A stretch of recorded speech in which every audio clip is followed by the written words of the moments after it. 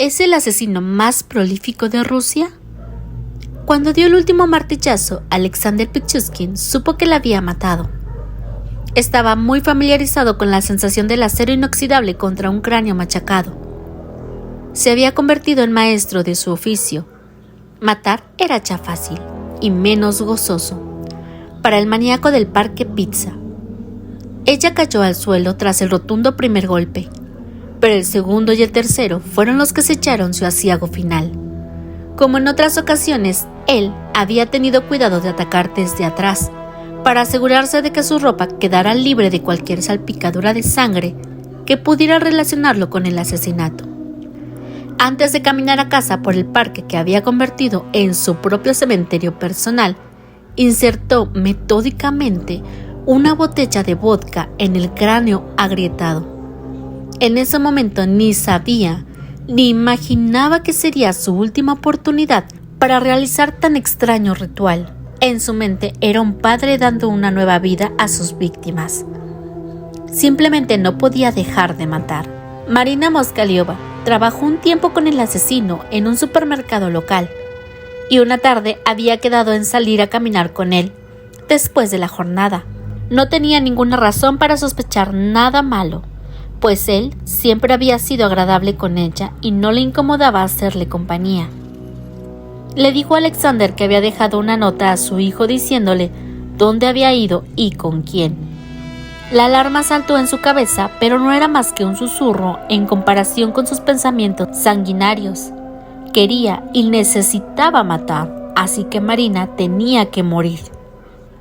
Pichushkin aparentaba llevar una vida relativamente normal. Vivía en un pequeño departamento con su madre y su hermana, y tenía un trabajo estable. Sin embargo, bajo la superficie se esforzaba en ser diferente a los demás. No era feliz en su vida, pues muy seguido se sentía solo y sin amor. Trató de conocer a mujeres y había querido formar una familia, pero no lo consiguió. En el fondo era intensamente agresivo y no podía impedir que su ansia de asesinar aflorara a la superficie. Mataba porque podía y por la satisfacción y el desahogo sexual que le aportaba. Por desgracia, para los habitantes de Moscú, tenía el don de saber congeniar con la gente y ponerla a su alcance. Cuando por fin llegaba la oportunidad, atacaba sin vacilar y mataba despiadadamente sin mediar provocación. Tan fuerte y voraz como su necesidad de matar era su impaciente anhelo de fama. Andrei Chikatilo, el asesino conocido como el Hannibal Lecter ruso, mató a 53 personas en la ciudad de Rostov entre 1978 y 1990. Este individuo había violado, asesinado y mutilado a mujeres y niños, con los que incluso practicó el canibalismo. Pichushkin idolatraba a Chikatilo y estaba desesperado por superar su negro récord de 53 asesinatos. Cuando Chikatilo fue ejecutado por sus crímenes en 1994, Pichushkin ya había matado a su primera víctima. Le asustó en ese momento el interrogatorio de la policía y no daría rienda suelta a su gran potencial psicopático durante los siguientes 7 años, pero entonces comenzó a expresar su verdadera locura asesina. Con una extensión de 22 kilómetros cuadrados, Vitsa es una enorme zona boscosa, llena de arroyos, árboles y claros al sur de Moscú. Alrededor del parque, decenas de miles de personas viven en deteriorados departamentos que parecen estar ahí desde siempre. Esta zona de la capital rusa es famosa por ser un lugar poco atractivo, al que muchos moscovitas se refieren como Shopamira, lo que significa el trasero del mundo. Pichushkin conocía el parque muy bien.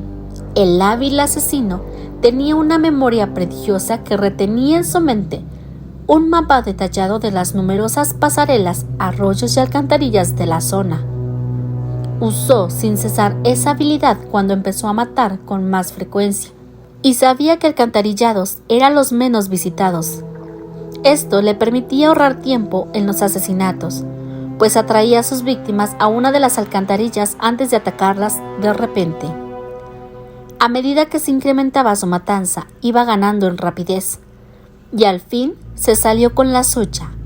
Ya era un asesino experto, y sabía que arrojando los cuerpos en las alcantarillas nunca sería descubierto. Los investigadores aún no están seguros de por qué cambió y empezó a dejar a sus víctimas en el exterior. No había razón para que dejara de arrojarlas a las alcantarillas. Ese método le había ido muy bien y probablemente así hubiera continuado.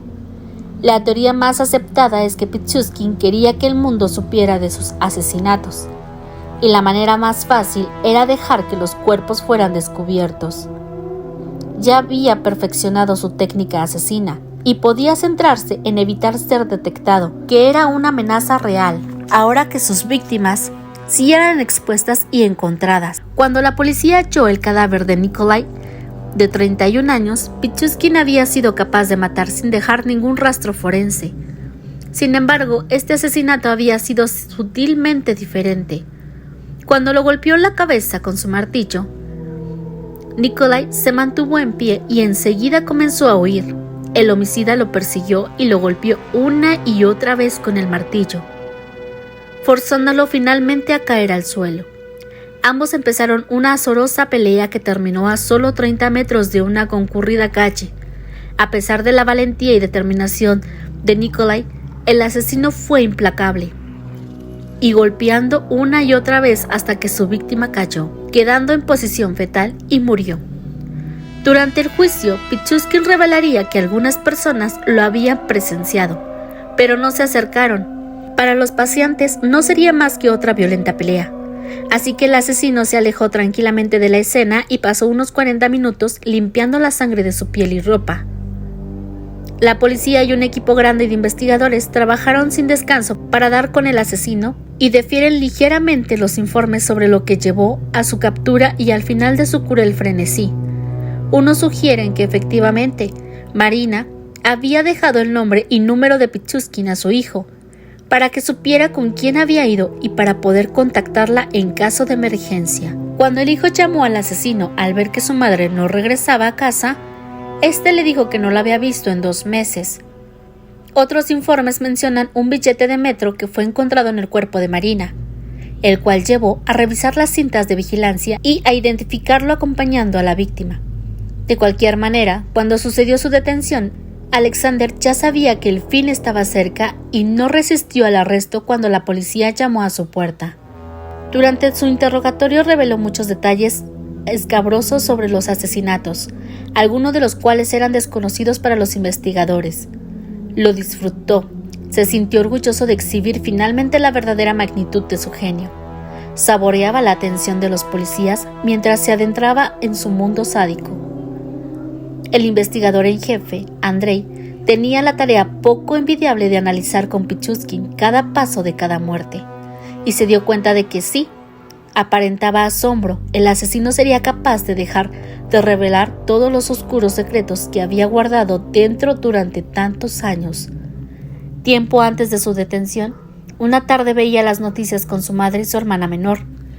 Cuando apareció una información sobre los asesinatos del Parque Vitsa, entonces su hermana dijo: «¡Qué loco! Es fascinante. ¿Quién será?». Y Alexander tuvo que tensar todo su cuerpo para evitar decirle que lo tenía sentado a su lado.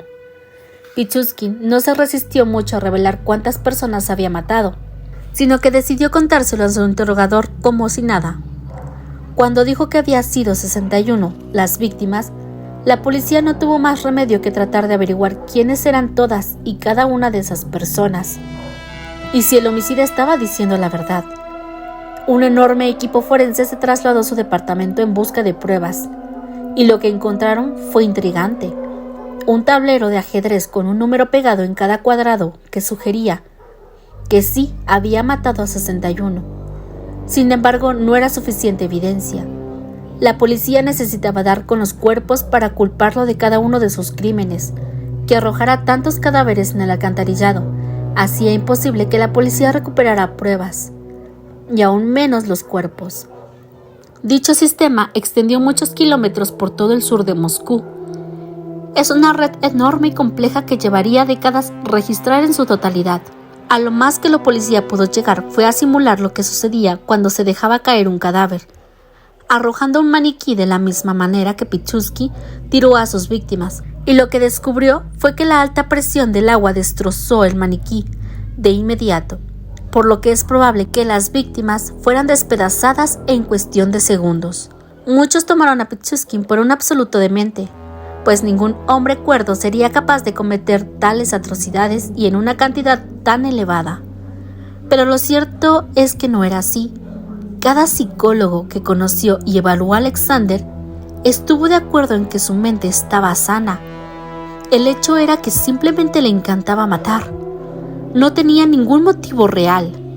Era solo un cazador que amaba la caza.